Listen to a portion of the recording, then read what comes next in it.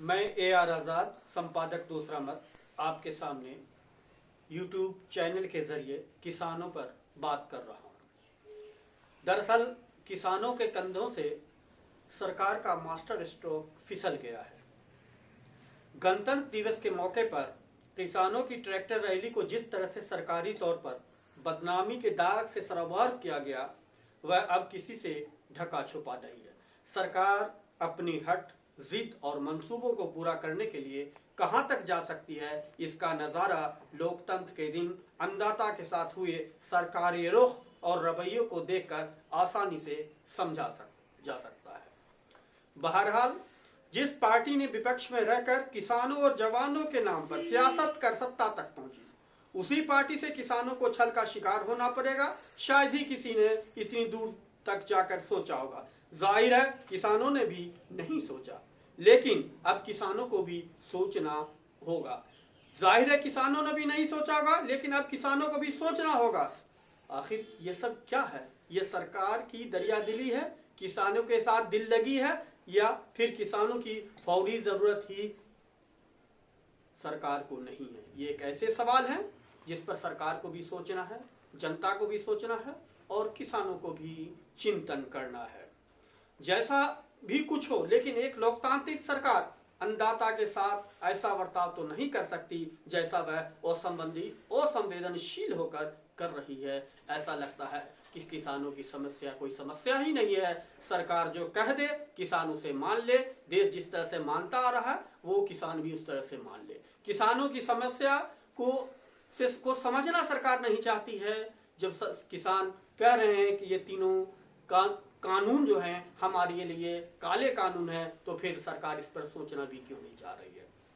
सरकार की मंशा पर उसका मास्टर स्ट्रोक ही सवाल या निशान खड़ा कर रहा है। 18 महीने के लिए इस कानून को स्थगित करने का मास्टर स्ट्रोक खेलकर सरकार ने हल की तरह इसे किसानों के कंधों पर रखना चाहता, ताकि किसान इसे सहमति से अपने कंधों में ले ले और सरकार का बोझ कम हो जाए। लेकिन किसानों ने अपनी प्राथमिकता और अपने उसूलों को पक्के तौर पर सामने लाकर सरकार के मास्टर स्ट्रोक को अपने कंधे पर आने ही नहीं दिया। यानी सरकार के मंसूबों का मास्टर स्ट्रोक किसानों के कंधों से फिसल कर जमींदोज हो गया। अब इस रणनीति में सरकार विफल हो गई। दरअसल सरकार की मंशा में ईमानदारी नाम की कोई चीज नहीं थी। अन्नदाता के साथ सियासत का मतलब सरकार को समझना चाहिए। देश का किसान जिस कश्मकश में जी रहा है, अगर उसकी सरकार को इसका आभास नहीं होगा तो फिर लोकतांत्रिक सरकार नहीं कही जा सकती है। देश के अन्नदाता के साथ देश की किसी भी राजनीतिक दल जो सत्तासीन है, अगर इस तरह का शासन करता है तो भारत जैसे लोकतांत्रिक देश पर उसे शासन करने का अधिकार नहीं है। किसानों को की सीधी सी मांग है, तीनों काले कानून को वापस लिए जाए। अब तीनों कानून को ही किसान काला और काल मान रहे हैं, तो फिर उसे मियादी तौर पर स्थगित करने का क्या औचित्य है? या तो सरकार उसे पूरी तरह स्थगित करे या उसे ना करे। सरकार को चालाकी नहीं, किसानों से हमदर्दी दिखाने की जरूरत है। मैं फिर कह रहा हूं, सरकार को चालाकी नहीं, किसानों से हमदर्दी दिखाने की जरूरत थी है। लेकिन सरकार ने इतने दिनों से किसानों के साथ कोना सौतेली पुताओ कोना का खेल खेल रही है। इस आंदोलन को लंबा खींचकर सरकार ने खुद अपने पांव पे ही कुल्हाड़ी मार ली है।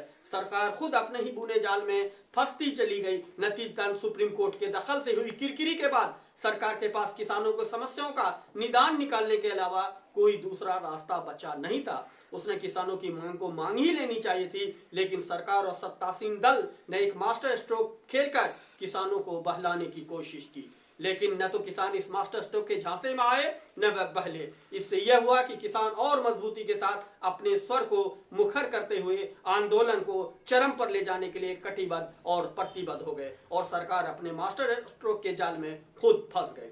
दरअसल किसानों को यह बात समझ में आ गई कि यह सारा खेल सियासत का है, और 18 महीनों में सरकार स्थगित कानून को फिर वहीं पर लाकर खड़ा कर देगी जिस कानून के विरोध में आज हम खड़े हैं। किसानों की बातों में हद तक सच्चाई लगती है। दरअसल जब 18 महीनों के सरकारी मियाद समय पर गौर किया जाए तो साफ पता चलता है कि सरकार ने 18 महीनों का सगुफा क्यों छोड़ा।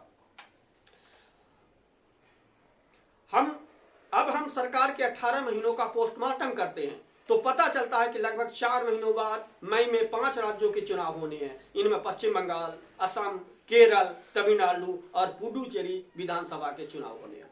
12वां महीना यानी फरवरी मार्च 2022 में देश का सबसे बड़ा विधानसभा वाला राज्य यूपी का चुनाव होना है। इस प्रदेश के साथ साथ उत्तराखंड का भी इस दौर में चुनाव संपन्न होना है। पंजाब, गोवा और मणिपुर के भी चुनाव इसी मियाद में होंगे और उस 18 महीने की मियाद से 3 महीने बाद ही नवंबर-दिसंबर 2022 में गुजरात और हिमाचल प्रदेश के चुनाव संपन्न होंगे। और इसके 4 महीने के बाद यानी मार्च 2023 में मेघालय, नागालैंड और त्रिपुरा जैसे 3 राज्यों में चुनाव होने हैं।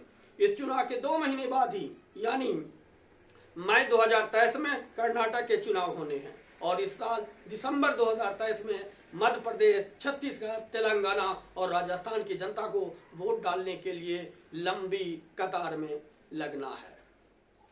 जाहिर सी बात है, सरकार के सामने इन 18 महीनों की मियाद में लगभग 12 विधानसभाओं के चुनाव होने हैं। जाहिर सी बात है कि सरकार फिर 18 महीनों की को कमेटी और मीटिंग शीटिंग के नाम पर 6 महीने और भी मोहलत ले सकती है।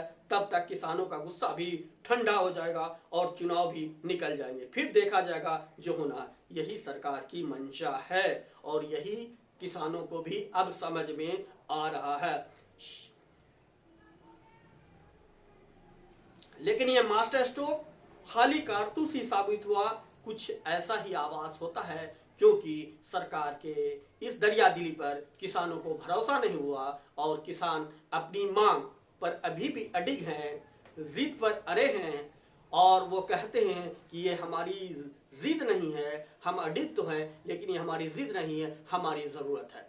तो सरकार को अपनी जिद को छोड़कर किसानों की जरूरत को समझना होगा और सरकार को एक रुख अख्तियार करना होगा और इस तीनों काले कानून को 18 महीने के लिए नहीं बल्कि पूरी तरह से उसको निरस्त कर देना चाहिए और फिर नए सिरे से विपक्ष को सर्वदलीय बैठक बुला के पार्लियामेंट में सभी दलों के प्रतिनिधियों के बीच बात को रखकर किसान प्रतिनिधियों को शामिल करके और फिर एक पहल करके एक ठोस फैसला लेना चाहिए, जिससे किसानों को भी कहने का मौका नहीं मिले कि हमारे साथ अन्याय हुआ है, हमसे पूछा नहीं गया, और विपक्ष को भी ये कहने का मौका नहीं मिला कि सरकार ने अपने संख्या बल पर जो चाहा मनमानी फैसला ले लिया।